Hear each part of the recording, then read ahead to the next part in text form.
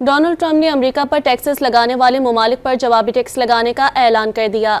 इक़्तिदार संभालने के बाद कांग्रेस से पहले खिताब में वाज़ेह किया कि दुनिया के कई ममालिक ने इमदाद के नाम पर कई दहाइयों तक अमेरिका को लूटा। इमदाद के तौर पर दिया पैसा वापस लाकर महंगाई कम करने के लिए इस्तेमाल करेंगे।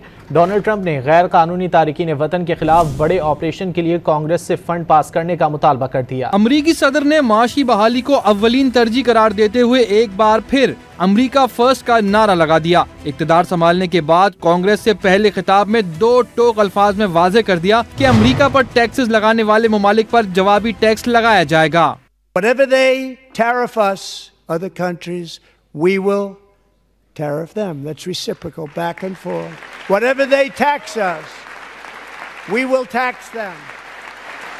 डोनाल्ड ट्रंप ने बाइडेन की ओपन बॉर्डर पॉलिसी को तनकीद का निशाना बनाया। कांग्रेस से मुतालबा किया कि तारिकीन वतन के खिलाफ बड़े ऑपरेशन के लिए फंड जारी किया जाए। Declared a national emergency on our southern border, and I deployed the U.S. military and border patrol to repel the invasion of our country.